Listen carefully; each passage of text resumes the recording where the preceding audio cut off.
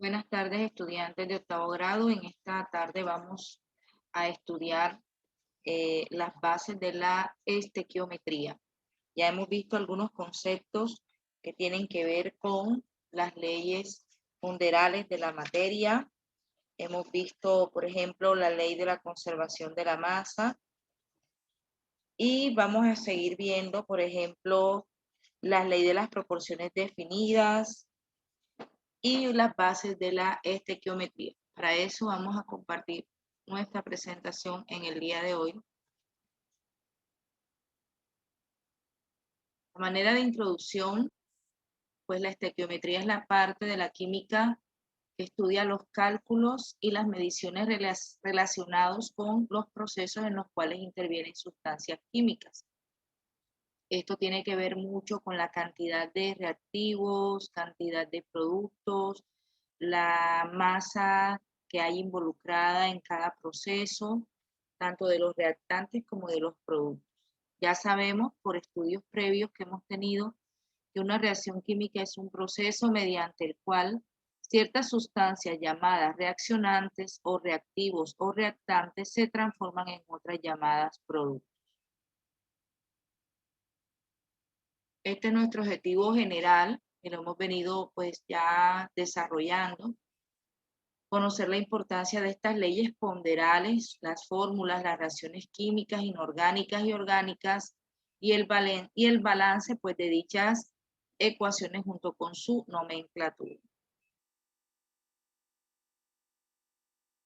Y esta es la presentación de nuestros objetivos específicos. Ya alguna de estas cosas la hemos visto en clase, vamos a recordarlas, a reforzarlas y vamos a pues tomarlas como punto de partida para nuestro tema principal, que es la estequiometría.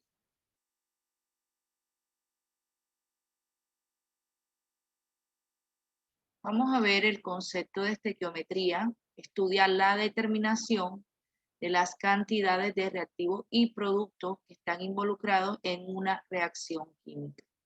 Todas estas temas que están aquí, leyes ponderales, fórmulas, reacciones químicas, ecuaciones, balanceo de ecuaciones, ya lo hemos tratado. Entonces, vamos a ahondar en estos conceptos y otros nuevos. Con respecto a las leyes ponderales, habíamos visto que son aquellas que rigen el comportamiento de la materia en los cambios químicos en función de la masa de las sustancias que participan en dichas reacciones. Ya habíamos leído, habíamos hablado acerca de la ley de la conservación de la masa, la ley de las proporciones definidas constantes y la ley de las proporciones múltiples. Lavoisier enunció o formuló la ley de la conservación de la masa y dice que esta no se puede crear ni destruir, sino que se transforma en una reacción química. Puede sufrir solamente cambios de forma, es decir, lo que les decía en las clases virtuales, que lo que hay en los reactantes es lo mismo que hay en los productos, aunque organizada de una manera diferente.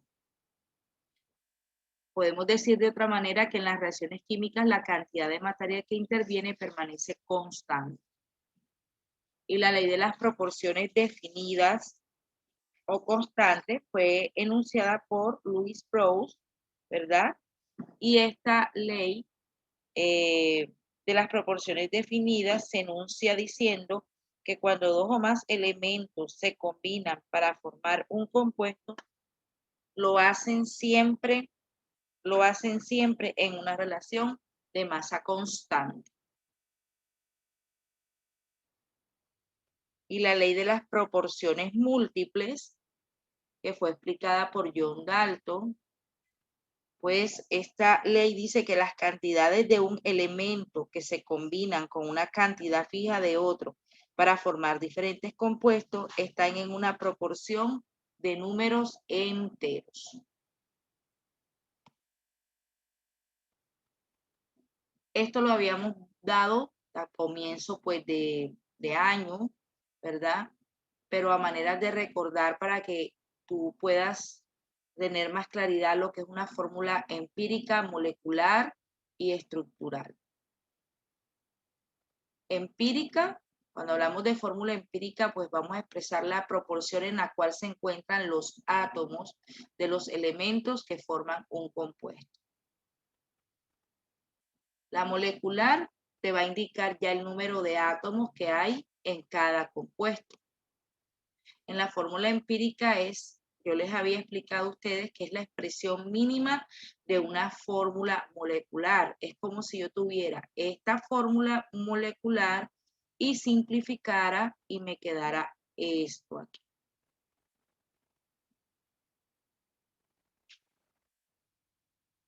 Y en la fórmula estructural, pues te va a mostrar ya la manera cómo se encuentran distribuidos y los enlaces que constituyen esta molécula de átomo con átomo.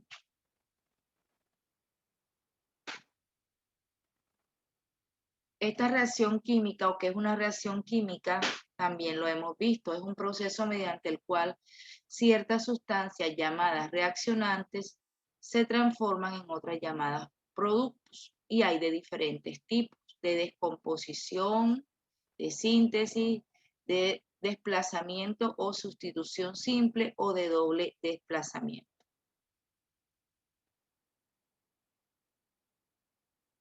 Las reacciones de análisis o descomposición, a partir de un compuesto se obtienen dos o más sustancias sustitutivas. Es inducido por lo general por un agente externo como el calor o la luz. De síntesis es cuando se forma, ¿verdad?, un compuesto nuevo a partir de dos sustancias, dos o más sustancias. La de desplazamiento o sustitución, cuando un elemento se va a reemplazar a otro o va a sustituir a otro dentro de un compuesto.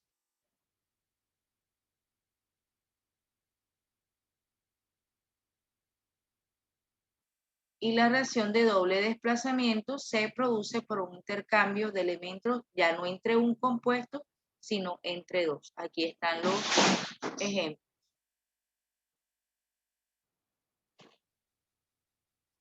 Habíamos dicho también que una ecuación química es la representación simbólica de todos los elementos que intervienen en una reacción química. Aquí tenemos, ¿verdad?, los reactivos, aquí tenemos los productos. Habíamos hablado del coeficiente estequiométrico, ¿verdad?, que sabemos que si es 1 no se escribe, y de los subíndices, y la flecha que indica el sentido de la reacción. Puede ser una flecha en un solo sentido, o si es en doble sentido, significará que la reacción es reversible. Y este tema de balanceo de ecuaciones, ¿qué es balancear una ecuación química? Es definitivamente y así de sencillo hallar sus coeficientes estequiométricos, es decir, aquellos que indican las cantidades exactas de reaccionantes que se combinan y de productos que se forman. Y existe el método del tanteo, el algebraico y el método de oxidación-reducción. Este es un ejemplo de una ecuación no balanceada gráficamente, y aquí donde ya existe un balance o un equilibrio. El método del tanteo es un procedimiento de ensayo y de error.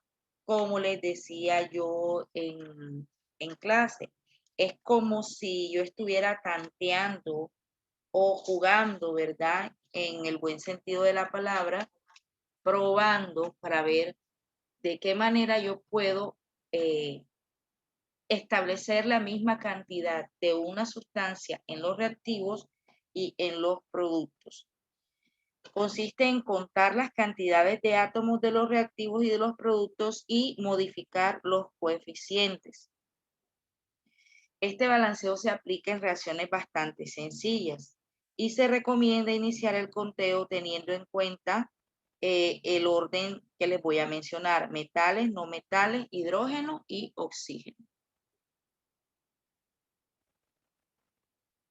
Este método algebraico, aquí en este método se asignan coeficientes literales a las diferentes sustancias. Es un proceso matemático que va a apuntar a crear ecuaciones en función de átomos para determinar los coeficientes. Lo primero que hay que hacer es escribir la ecuación química, se asigna una letra sobre cada una de las fórmulas, se encuentra el número de átomos de cada elemento, se plantea la ecuación matemática y se cambia la flecha de la ecuación por un igual. Se busca la letra que se encuentre en la fórmula más sencilla y que aparezca en más ecuaciones, ¿verdad? Y se sustituye el valor en las ecuaciones para conocer el valor de las demás letras. Y el método de óxido-reducción se conoce como el método de número de oxidación o redox también, y se lleva a cabo en reacciones más complejas, ya que se caracteriza por la transferencia de electrones de un átomo a otro. Entonces tenemos que aquí se dan dos conceptos, oxidación y reducción. ¿Cuándo se da la oxidación? Cuando un átomo pierde electrones. Y se evidencia cuando el estado de oxidación aumenta de reactivos a productos. ¿Y cómo podemos definir la reducción? Que es la ganancia de electrones. Es decir, que cuando un átomo gana electrones, ocurre reducción y cuando un átomo pierde, se oxida.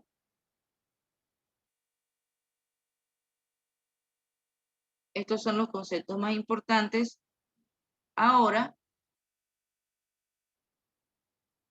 vamos a ver un videíto que definitivamente nos va a poner una base o nos va a establecer una base para lo de las relaciones estequiométricas que tienen que ver con la masa atómica, las reacciones molares y la expresión mol-mol. La estequiometría se usa todos los días y no solo en las industrias, sino también en nuestra vida cotidiana. Básicamente, la estequiometría se utiliza para calcular cuánta materia prima debemos usar para que un producto quede en las mejores condiciones, sin generar desperdicio de material. La estequiometría se refiere a las relaciones numéricas entre gramos, moles y partículas elementales en una reacción química. Por ejemplo, pensemos en la construcción de una casa. Para que las paredes queden estables, la mezcla de cemento debe hacerse en proporciones adecuadas. ¿Qué pasa si las proporciones no son las correctas? La casa podría fácilmente caer. Ahora veamos otra aplicación de la estequiometría en la vida real. Imagine que está en la soda del cole y se compra un refresco de mora. Debemos imaginar el agua, la pulpa y el azúcar como los reactivos y el refresco como el producto final de dicha reacción. Los reactivos deben calcularse en las proporciones adecuadas para garantizar la óptima calidad del producto, que sería el refresco perfectamente elaborado. Cuando hablamos de estequiometría, es importantísimo considerar 4 conceptos que son la base de todo el tema: mol, número de Avogadro, masa molar y masa molecular. Cuando hablamos de mol, hablamos de una unidad de medida, como lo es el metro o como lo es el litro. Es la unidad del sistema internacional para medir la cantidad de sustancia que contiene tantas partículas elementales, átomos, moléculas o iones, como átomos hay exactamente en 12 gramos del isótopo carbono 12. La cantidad de partículas elementales que encontramos en un mol de cualquier sustancia siempre va a ser la misma. ¿Y cuántos átomos tiene un mol?, se pregunta usted. La respuesta numérica es difícilmente pronunciable. Por eso lo reduciremos a un número exponencial experimentalmente determinado cuyo valor es comúnmente aceptado. Un mol de cualquier sustancia siempre tendrá 6.022 por 10 a la 23 partículas elementales. Este concepto corresponde al llamado número de Avogadro. Para entender mejor el concepto, veamos el siguiente ejemplo. Piense en una docena. Es lo mismo decir una docena de huevos de gallina que una docena de huevos de avestruz, porque las dos cantidades implican siempre 12 unidades, independientemente de su masa o de su tamaño. Ahora veámoslo con mol. Un mol de hidrógeno y un mol de carbono implican la misma cantidad de átomos, aunque su masa evidentemente no será la misma. El hecho de que la balanza se incline a un lado o al otro depende exclusivamente de la cantidad de masa asociada a uno u otro elemento. Y este concepto es el de masa molar, que se refiere a la masa en gramos o kilogramos de un mol de cualquier sustancia. En el ejemplo de la docena, los huevos de avestruz tenían una masa mucho mayor que los huevos de gallina. Esto es fácil de deducir con solo ver y comparar sus tamaños, pero ¿cómo averiguarlo tan fácilmente cuando estamos trabajando con elementos químicos? Retomemos el ejemplo anterior en donde usamos el hidrógeno y el carbono. Siempre que tengamos que determinar la masa molar de un elemento o molécula, vamos a utilizar la información que nos proporciona la tabla periódica. ¿Por dónde empezamos? Lo primero que debemos hacer es buscar los elementos carbono e hidrógeno. Ahora que los ubicamos, debemos buscar el número que nos indica su masa atómica, que siempre será el número que está debajo del símbolo del elemento. Este otro número se llama número atómico y representa la cantidad de protones que posee cada elemento. Al final, determina la posición que éste ocupa en la tabla periódica. La masa atómica es equivalente a la masa molar y claramente, entre mayor sea su magnitud, mayor es la masa molar del elemento. Es importante en este momento, estudiantes, hacer la aclaración de que el dato que usted consulta en la tabla periódica no está redondeado. Sin embargo, el que yo estoy utilizando sí lo está. Tenemos que la masa molar del hidrógeno es 1 gramo y la del carbono es de 12 gramos. Por tanto, el carbono tendrá más masa que el hidrógeno. Como último concepto tenemos la masa molecular, que es la suma de las masas de una molécula y se expresa en unidades de masa atómica, UMAS. Para entenderlo mejor, consideremos el caso de la glucosa, C6H12O6. Cada molécula de glucosa posee 6 átomos de carbono, 12 átomos de hidrógeno y 6 átomos de oxígeno. Si queremos saber la masa molecular de este compuesto, lo primero que debemos hacer es buscar las masas atómicas de cada elemento. Carbono, 12 UMA, hidrógeno, 1 UMA, oxígeno, 16 UMA. Luego de conocer estas masas atómicas, las multiplicamos por la cantidad de veces que aparece cada elemento en la molécula. Carbono, 12 por 6, igual 72 UMA. Hidrógeno, 1 por 12, igual 12 UMA. Oxígeno, 6 por 16, igual 96 UMA. Luego, sumamos y obtenemos la masa molecular. 72 más 12 más 96, igual 180 UMA.